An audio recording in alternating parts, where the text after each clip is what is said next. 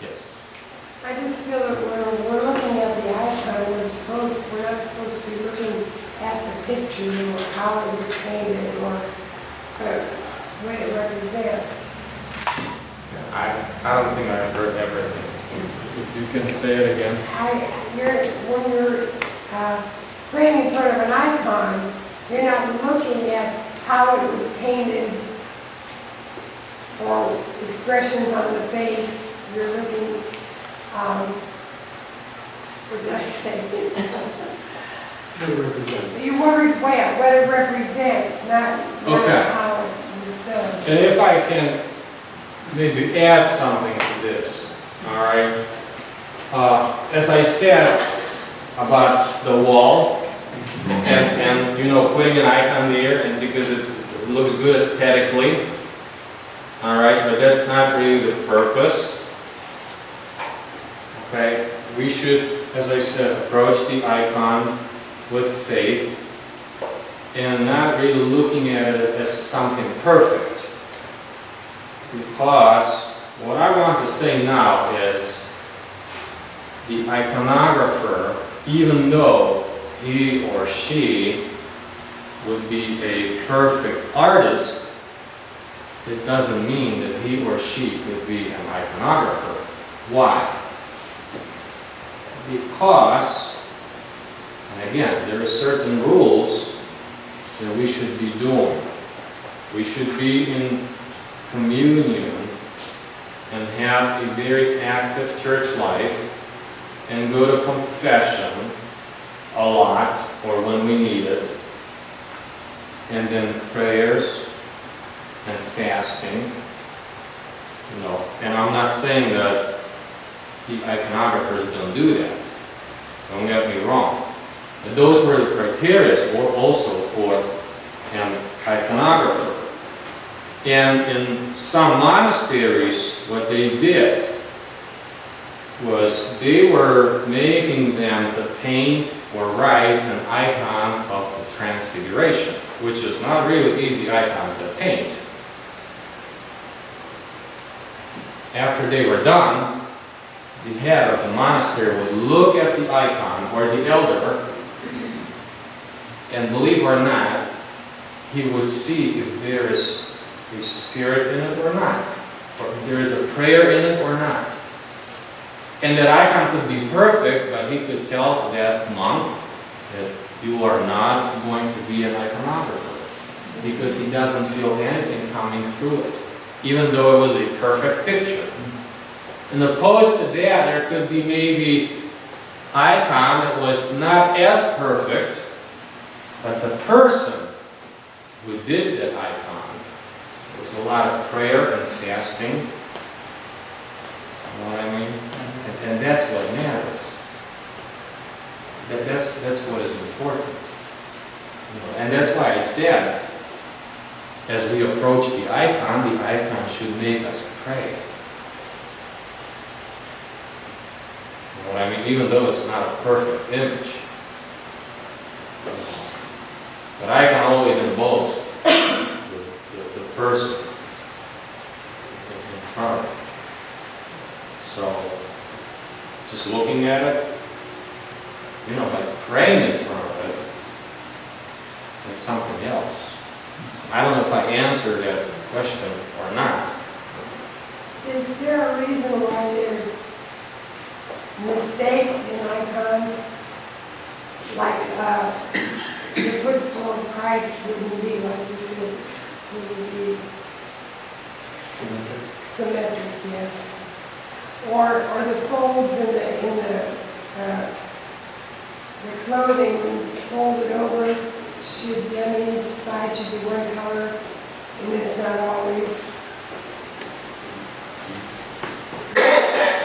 They make mistakes like that on purpose, so that you're not distracted by the way it's done. Well, I don't think there is something added or done on purpose or some kind of mistakes, because even though the icon looks not perfect, believe it or not, there is a lot of geometry involved. A lot of geometry. So it's hardly said there's going to be some kind of a mistake done on purpose, or I would say, you know. See, I'll tell you something. When I make icon, I'm kind of copying outlines. I'm not making my lines. I'm just doing the image that was already made before. Yeah. And that's the tradition. So I'm just supposing that there is not going to be like a mistake on purpose. You know, but the original one was made by a certain rules. And I'm talking about rules like, let's say the length of the nose should be the length between the pupils. There is a lot of geometry involved. You know, perfect circles in the face. You know, the center, the wisdom point, it's the center of the halo. There's a lot of geometry involved. You know, so if there is any mistake, could be, I'm saying, but I don't think it's being made on purpose. I don't think. I felt better when I knew it was on purpose. It was made on purpose, or? I said, it makes me feel better that there might have been a reason that it was Well, done. because, see, and if I say not every icon is going to be the same, because you have different artists. I had, the last of my classes I did in Detroit, I had 9 students. If I wanted everyone to have one perfect, one looking icon, I would go nuts. It's just impossible. You know, and I know that they did their best. And then, you know, and they prayed with it, you know, and they talked with it, because there's a lot of talking involved. And then I had to talk a lot, but that's a learning experience. But if I wanted to have them to make a perfect image, it's impossible. It is impossible. Yes, I should have brought the one that I made with all the mistakes on it, but it's still beautiful. But it's and still believe beautiful. me, you know, these classes are so intense. We work 5 days a week, about 8, 9, sometimes 10 hours, from 9 in the morning till 9 at night. These people are tired. I had a lady, she came to me, it was this particular icon, and she says, Father, I don't know what happened, but Jesus has 6 fingers. I said, Mary, I know what happened. You just added one more finger. We have to get rid of it. You know? That's all, but it's being tired. We're humans, right? Did she do it on purpose? I don't think so. I don't think, you know, so. Yeah. Along that same line, so you don't have a pattern or an outline that everybody has to follow. I mean, that you put on there and then go ahead and embellish it in what you thought. And what? Well, to go ahead and paint your feelings into it. What I'm saying is you have a particular pattern that is put on the icon screen when you start painting it. The outline, is it marked in? Like a cartoon. Well, the outlines are always, there were at least lines and inner lines, all right? And then that technique, they're just following what I do. That's why it's called hands-on demonstrating class. So whatever I do on my icon or on my board, actually, this board, this icon, this is my first shot, all right? So whatever I'm making here, you're just gonna follow. Let's say the first color was dark red, and everyone painted dark red. And then we started painting in between these lines, and I was going step by step by step. And they said, could you stop here so we can go back and paint our icons now?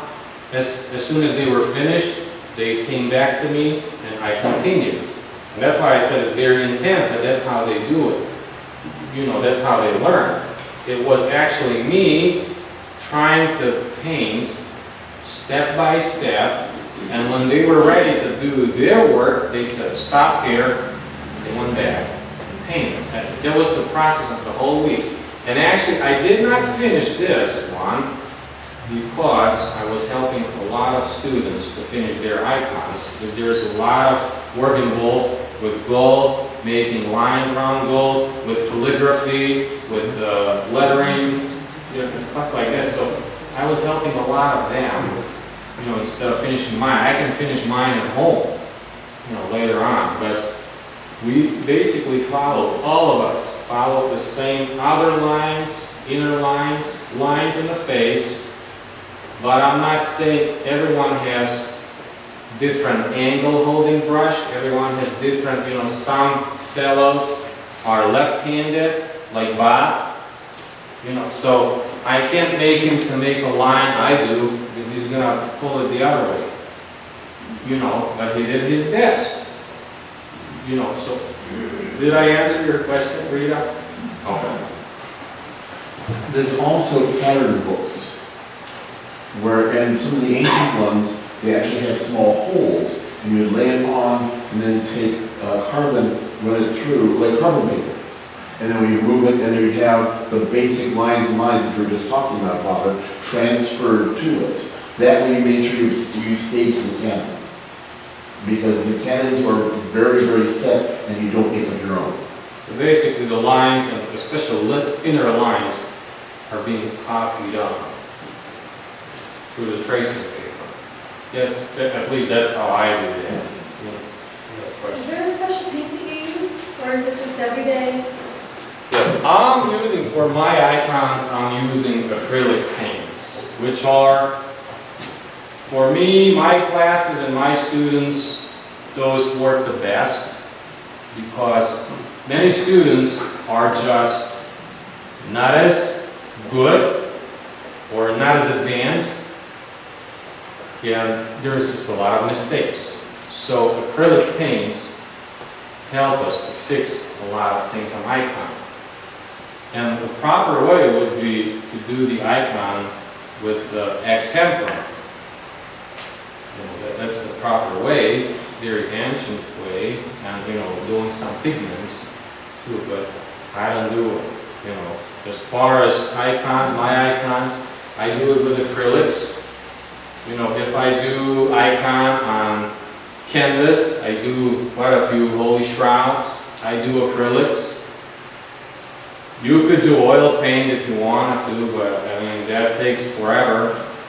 You could do egg tempera on canvas. I don't know how that's gonna work. I don't know, I never tried it. You could do egg tempera on wall if you wanted to, but it's not gonna work, I don't think. You know, so there's all kinds of mediums they're gonna be using, you know. So even the icons that I made for a church here in Barberton, I paint them on canvas because they're just tall. They're 8 foot tall icons. It doesn't look like that because this church is big. But when you are holding this icon, this is heavy. You know? So what I do is I paint it at home, and I do it on the scroll of a canvas. It's huge. You know, I just have to scroll it up, work on face, scroll down, work on part of clothing. That's how I do it. And then at the end, I mount the icon on a big board, cut the edges, you know, do the edges nicely, and that's how we, you know, varnish it, bring it here. I just can't imagine, you know, working in my little studio, you know, on that huge board. You know, so I do them on canvas. But again, I work with acrylics. And for students, that's the best medium.